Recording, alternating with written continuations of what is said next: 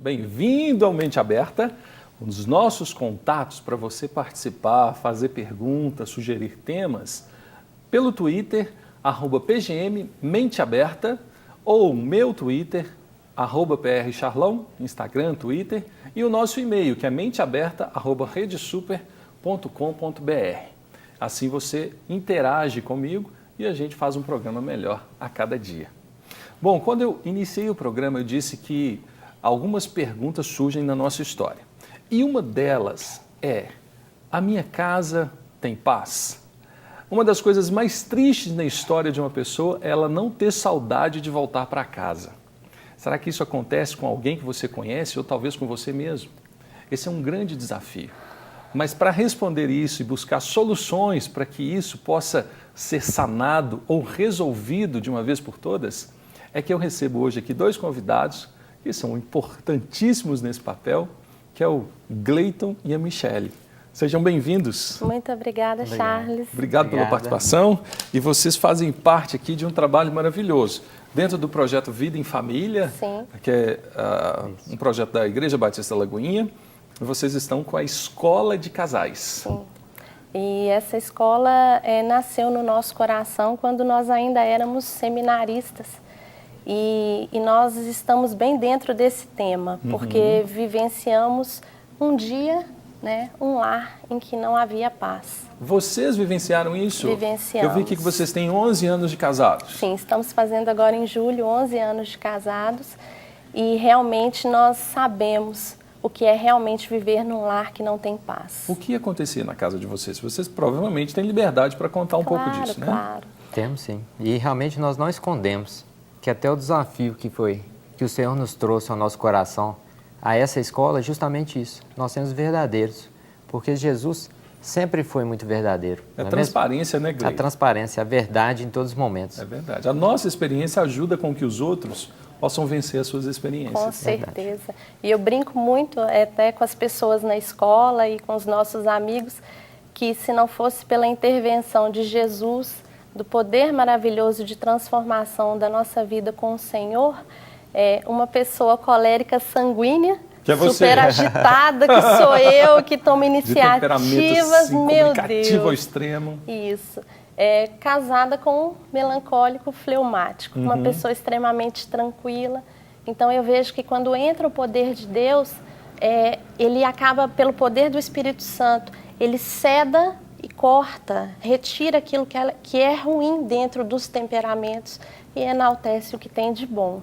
E as nossas diferenças se tornam em crescimento. Isso. Vocês pegam não os defeitos, mas as qualidades de cada temperamento de um do outro somam para ajudar pessoas. É um processo que nós estamos aprendendo, não é mesmo? Teve uma etapa a acontecer e ainda está acontecendo. Todos Glória os dias a Deus nós temos, que ainda glória a Deus. está acontecendo. Todos os né? dias. Amém. E isso é até importante nós frisarmos, principalmente para quem está nos ouvindo.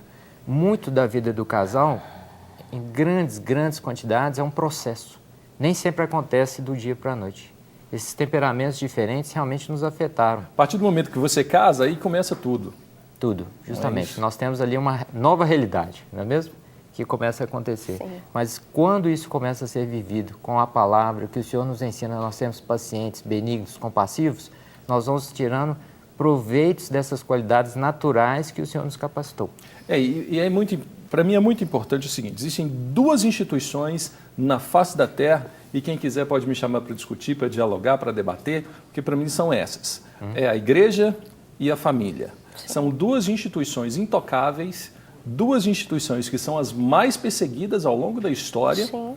São duas instituições que compõem toda a sociedade, que dão sentido ao que é moral, ao que é ético, ao que é político, ao que hoje é capitalismo ou socialismo, qualquer outro regime. Só por meio da família e da igreja. E são as duas instituições mais atacadas nos últimos tempos. Sim. Sempre foram, mas sempre vão prevalecer. Sim. Nunca vão deixar de existir. E hoje existe uma avalanche, né? Vamos dizer, de ataque com relação à família, né? Porque hoje é o seguinte: você não ter saudade de casa, que para mim, Gleiton, talvez a situação, o sentimento mais triste que um ser humano pode experimentar. Mais do que qualquer tipo de luto, mais do que qualquer tipo de perda, é a pessoa trabalhou o dia inteiro e após a estafa do trabalho, O aconchego, ele não né? ter saudade da sua casa. A pessoa está deserta, ela está sozinha, ela está abandonada.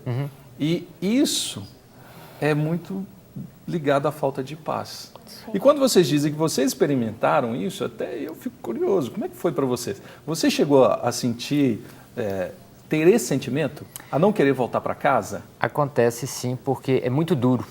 E é interessante esse conceito, nós estávamos conversando e todo dia é um crescimento que nós temos na palavra.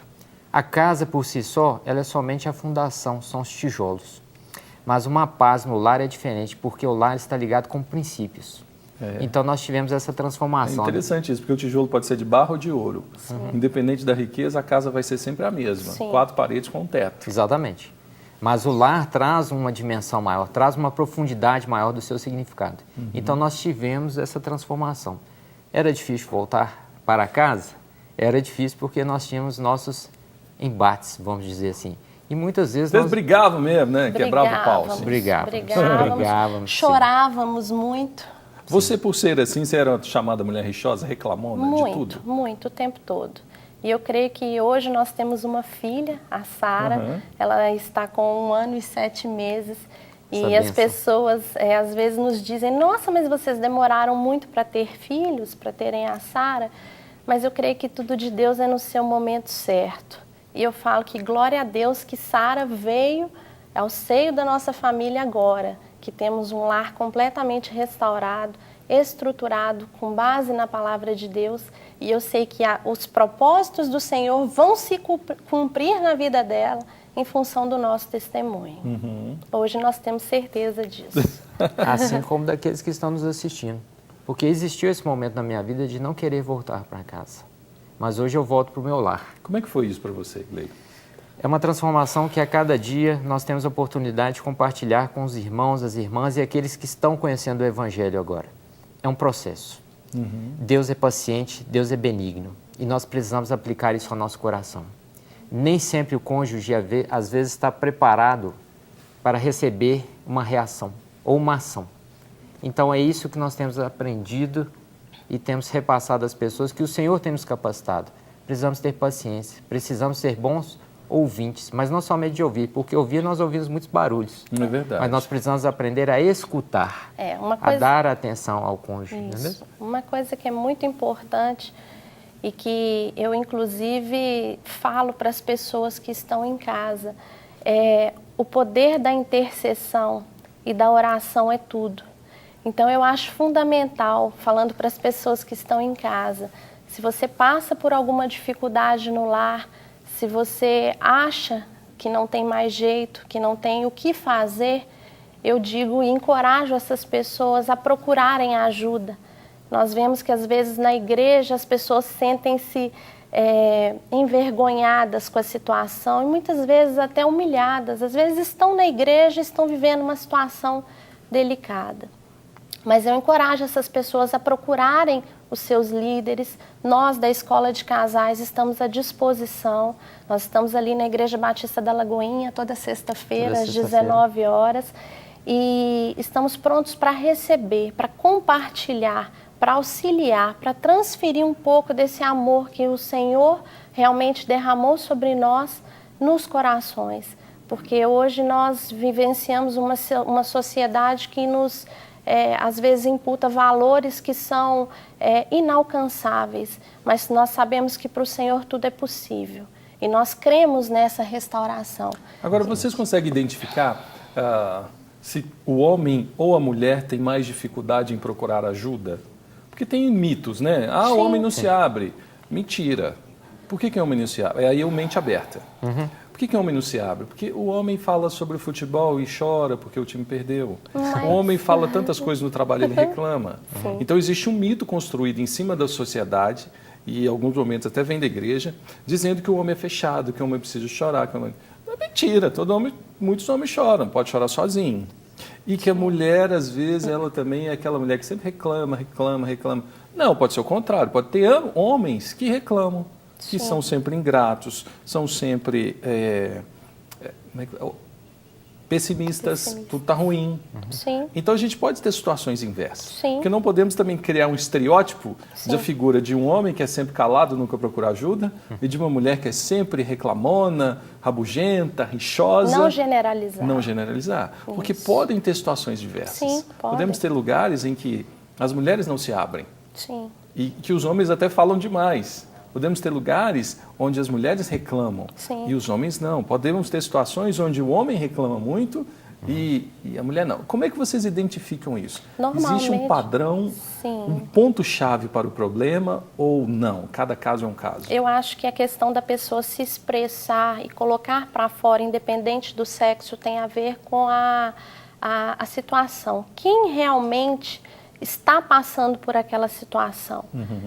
Nós estamos com um caso que nós estamos acompanhando em que a moça nos procurou e o rapaz, ele não quer conversar com ninguém.